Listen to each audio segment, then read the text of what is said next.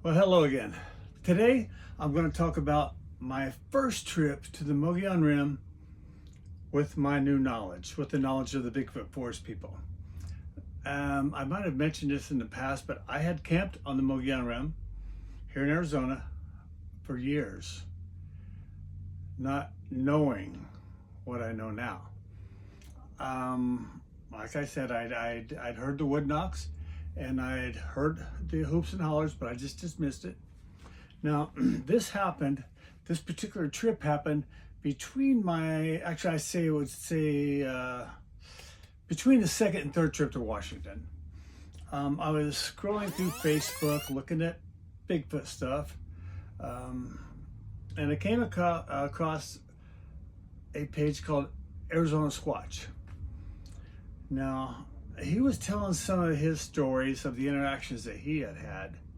And I made a comment on one of his videos that it looked like the Mogollon Rim, the forest did that he was in. And well, sure enough, it was. And that started off a conversation with us. And his name was Kevin. He is Arizona Squatch. So we corresponded a little bit, and then we ended up meeting for lunch one day. We met for lunch, and he was very intrigued at my interactions and the experiences that I had had up at Dr. Matthew Johnson's Camp Janu, and he was very intrigued with what Matt was sharing as well at the time. But he invited me up to where I would call it his habituation areas up on the Mogollon Rim. Now, he has spent thousands and thousands of hours up there. And he has made some really awesome relationships with the Bigfoot Forest people in those areas. Watch some of his videos. You probably want to watch them all. He has some incredible experiences. So, like I said, he invited us up there one evening. I say my family, because I turned it into a camping trip. We got together. I got my daughter and one of my girls and her family to come up on this camping trip. We got up there later than normal, later than I wanted to, because it was dark by the time we got there. But by the time we got there, Kevin, we finally found him, because this area is way back in the Mogollon Rim, nowhere near where I had camped in the past. We found him, he flagged us in, and yeah, getting there at night was challenging for myself, pulling a 25-foot camper behind me in an unfamiliar area. Isn't fun. Isn't fun at all. But anyway, we got up there. It was well after dark, and we got our camp set up. But what happened coming up here is some really a really incredible event. The first night was probably, we just sat around and chatted, here and there. But day two is when the experiences began. Now, in the morning, if I remember right, he drove me around the area and kind of pointed some things out to me. Really cool area called Broken Mirror. It's on the BFRO investigation site there in Arizona. It's where a particular event occurred. Some really cool X structures, top of a tree, stuck upside down in the dirt, just wedged in there, which is pretty incredible. I got pictures of that I'll put up. But it just showing me around the area was, quite remarkable. And this area is one of the areas that I frequent often now. Now, during the day again, Kevin, he took a stroll around the forest and was able to locate a track. And it was in the grass, pushed over dead grass. It's probably been there a couple weeks at least, but it was pretty cool. Put a shot of that up there too. It's really cool he was able to find that and show it to the group.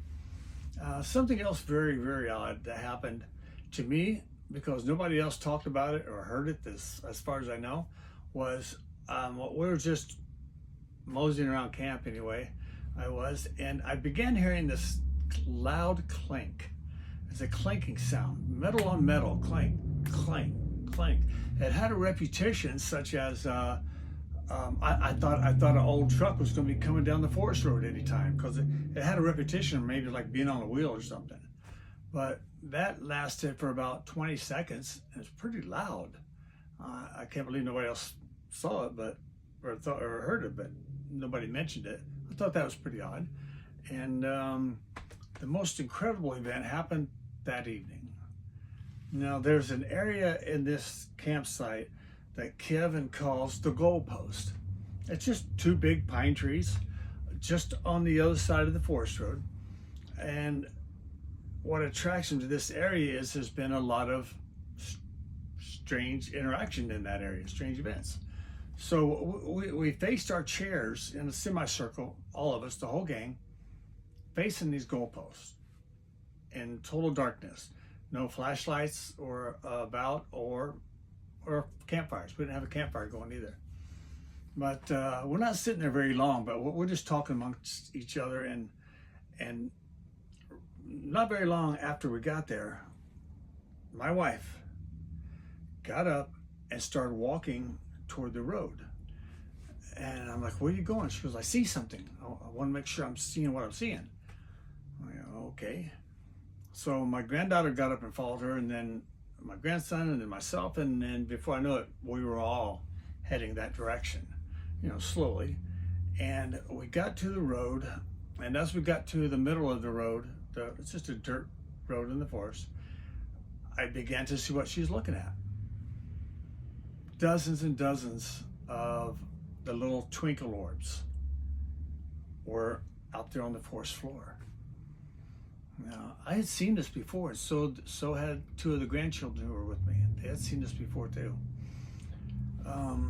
We've seen it up in Washington. But as we got closer to what we were seeing there,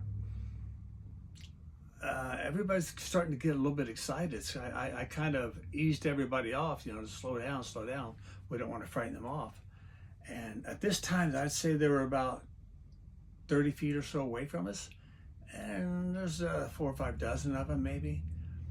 Not the big orbs, but they're little, we call them twinkle lights, because sometimes we see them in the forest, just twinkling here and there. But these were steady lights, just kind of hovering. And a couple of them might have been pulsing. But I got down on one knee, I think, if I remember right. And I reached out my hand and introduced ourselves. And I let them know that it was okay to approach us if they wanted, that we weren't frightened. And about that time, they slowly started coming forward. And at that time, my daughter, who's over here on my right, she gets really excited. She says, they're coming, they're coming, they're coming. I'm like, okay, calm down. We don't want to scare them off. And I told her, nothing to worry about. But they approached us until they got about 10 to 15 feet away from us. And they just stopped right there. And just seeing this, everybody was seeing this. And just seeing these things, they're about so far off the ground, just kind of hovering. And like I said, I'd seen this before, so I knew what it was. This is another paranormal experience of the Bigfoot Forest people. This is how they're presenting themselves to us. This didn't last very long, probably about just barely less than a minute maybe, before they started retreating away from us. And as they did that, they kind of faded out as they went away. Now, of course, we were saying amongst ourselves how incredible it was. And I also remember Kevin saying, he said, oh, wow, I've never seen anything like that up here before. But the area is just full of different kinds of interaction. That night, also, after I'd gone to bed, I remember waking up in the middle of the night and rolling over just as anybody else does. But as I did, I opened my eyes and a red orb, excuse me, came out from under me and did a couple twirls and out the top of the camper. And I just thought, wow, and rolled back over and went to sleep. This area has become one of my favorite areas to frequent when I go up there. I've stayed at several different places up there now, and each one has had activity. But I wanted to share that story with you, and I got many more to come. Thanks for watching.